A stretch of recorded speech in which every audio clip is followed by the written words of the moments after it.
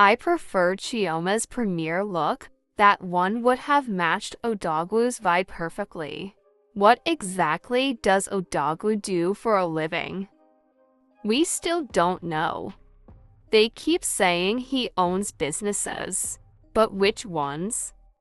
Construction, real estate, import-export. We needed clarity, but yet again we enjoyed the wealth fronting without explanation. Final thoughts, love in every word. The wedding delivered what it promised: love, drama, beauty, and a few tears. But personally, I still prefer the first part. This sequel tried to fix some issues from part 1, yet it came with its own share of flaws. It's enjoyable, yes, but not unforgettable. My rating, 6/10, watchable. Beautiful moments. But the first part still reigns supreme. This is the best review I have seen for this part too. Well detailed and unbiased. I agree with everything you said, and yes, the ads placement was beautifully done. The rating is perfect. It's a beautiful feel-good movie, and I enjoyed it. Yes, I forwarded some scenes as well. But it's a good watch. You see that Chioma opening up to Lolo? Leave that part. I have seen people within 30 minutes that will tell you their whole life.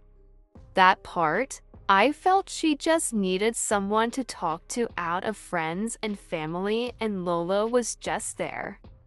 The trad for me was flat. I was expecting something like the wedding party of Bamike and Adejua. I didn't really feel the intense of the ceremony. For Odogwu, I give him his flowers because I was always laughing hard when he speaks. I'm very sure all the laughter Chioma laughed were so real. The timing was long. I felt like forwarding, but I didn't want to miss any part as well. 2 hours will be boom. For that her ex, I don't really know why they brought him. They made the movie really long. Even if I know some men, even when you marry, they will still shook head inside.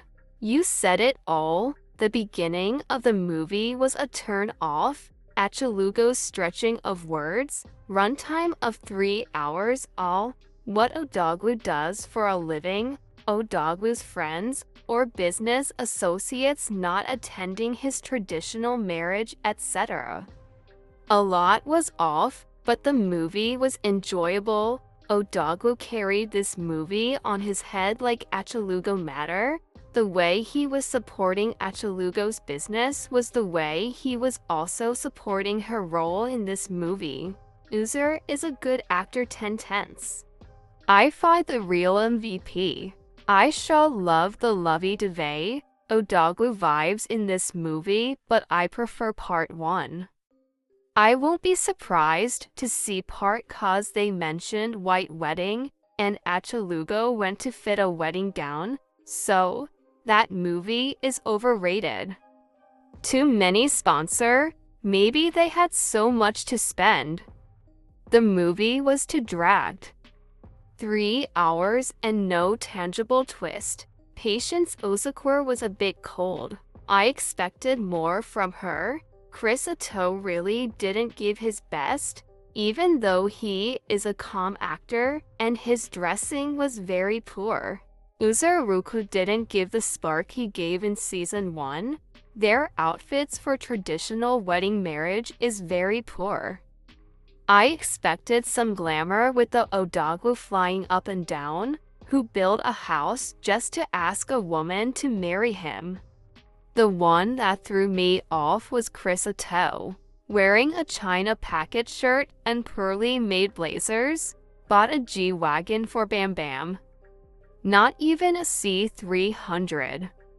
To make it look real. Omoni was overexcited with the numbers anyways. Kudos for their efforts. I'd rate it for tenths. 6 tenths is too low, but I always fast forward movies, especially Nigeria English YouTube movies. But you see, this 110 tenths for me, every minute of the 3 hours deserve to be watched. You didn't add the part Chioma went for a getaway planned by I-Fi just to end up alone as a heartbroken girl. Licky. Alone. I would literally leave the next day if I realized my friend that suggested a getaway isn't here with me and I am walking by the beach alone. Law, not to talk of being so free to open up to a complete stranger and be that nice.